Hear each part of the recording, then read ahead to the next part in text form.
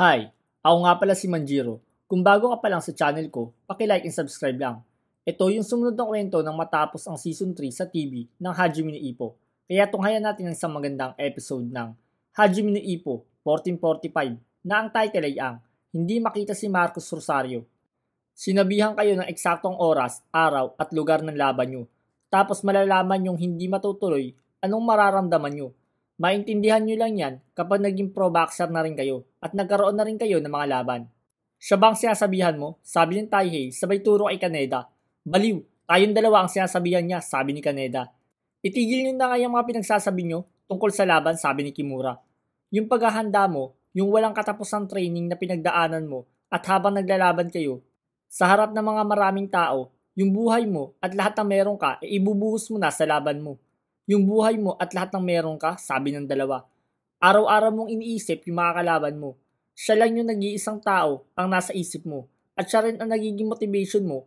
Para mas pagbutihan mo pa, nakakatawang isipin na yung mga kalaban mo sa boxing, siya rin yung tao magiging importante sa'yo.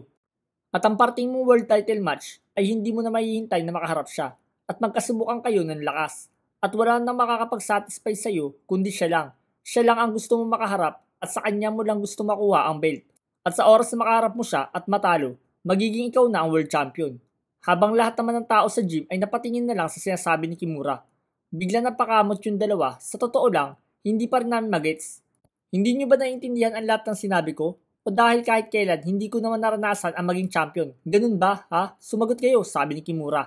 Hindi naman sa ganun, sagot ng dalawa. Biglang may sumali sa usapan. Araw-araw mo siyang ini-imagine at iniisip mo kung ano ba magiging itsura mo pag hawak mo na yung belt, pag isa ka ng champion. Si Takamura pala yung nagsasalita. Lagi mo naiisip na ikaw ang mananalo sa laban nyo. At nakikita mo ang sarili mo na isa kang champion. At ginagamit mong motivation yun para makayanan mo yung training mo at yung weight control mo. At sa wakas, nagawa mo na makaharap ang world champion na aagawan mo ng belt. Kaso, nung dumating na yung araw na napagkasunduan nyo na maglalaban kayo, malalaman mong yung kalaban mo pala, hindi ka pala sisiputin. Anong gagawin mo? Binuhos mo ang lahat na makakaya mo. Kaso ang kalaban mo, hindi ka sinipot. Ano kaya mararamdaman mo? Lahat sila ay nagseryoso ang muka. Habang si Taihei naman at Kaneda ay parang hindi pa rin nila naiintindihan. Ang hirap isipin, sabi ni Ippo. Kailangan niya magpakita. Nakakainis, sobrang nakakagalit. Ang hirap nitong tanggapin. Pwede yung kumakalat na balita o yung mga sinasabi nila hindi totoo, sabi ni Mr. Yagi. Anong ibig mo sabihin, sabi ni Ippo. Minsan kasi, nagpapakalat sila ng mga peking balita, pero napakabihira lang nun mangyari. Pero parang sumobra ata sila kung gawa-gawa lang nila ito. Napaka-effective nun dahil maapektuhan talaga ang kampo nila Mashiba. Nag-cancel na ang grupo nila Marcos sa arena at humingi sila ng refund sa mga ticket. Kahit gusto ng kampo nila Mashiba na mag-focus sa laban, parang ang hirap nun gawin dahil sa mga problema na binibigay sa kanila nila Marcus. Grabe sila Marcus, sabi ni Ippo. Hindi pa rin nila nakikita si Marcus, sabi ng isang tao sa gym nila Mashiba. Huwag mong sabihin sa akin yan, sabi ng coach ni Mashiba. Yung representative ng WBA, referee, judge, lahat sila nandito na. Anong gagawin natin? Sigaw ng coach ni Mashiba na namang problema na. Nagulat yung dalawa dahil nandun para sa likod nila si Mashiba. Magiging okay lang ang lahat. Gagawin namin ang lahat para maging maayos to, sabi ng coach niya. Nasa magandang kondisyon ng katawan ko ngayon, sabi ni Mashiba. Ang weight control ko ay nasa maayos naman at maganda naman din ang pakiramdam ko. Lahat nakaayon sa plano natin, sabi ni Mashiba. Sandali lang, sabi ng coach niya. Habang si Mashiba naman, palabas na ng gym nila. Hindi maganda to. Pag nawala yung mga taong naniniwala sa'yo, kung ganun, sino pang maniniwala sa akin? Hindi ako pwedeng panghinaan ng loob. Hindi pwedeng mawala ang focus ko, kahit sandali. Merong isang bagay lang ang nasa isip ko. May mga taong sumusuporta sa'yo, ang mga taong naniniwala sa'yo. Kailangan kong patunayan sa kanila na lahat ng ginagawa nila para sa akin ay hindi mababaliwala. Gamit yung dalawang kamao ko, isa lang ang laman ng utak ko ngayon, ang world title match, habang si Ippo naman ay naglalakad na pauwi sa kanila. Kailangan ginagawa niya ngayon ang road work niya, ngayong gabi. Ano kaya ngayon ang tumatakbo sa isip ni Mashiba?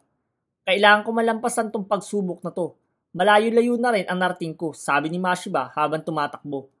Araw-araw kong iniisip kung ano ang magiging itsura ko pag naging isang world champion na ako.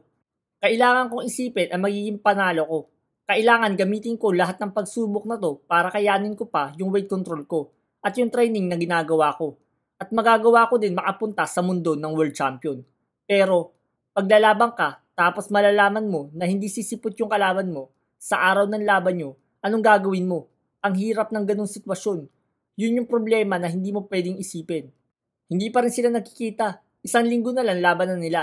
Siguradong i-hold ng media yung balita na yun, sabi ni Aoki. Marami pa naman nakabili ng ticket, sabi ni Kimura. Masyadong tahimik ngayon si Master sabi ni Taihei.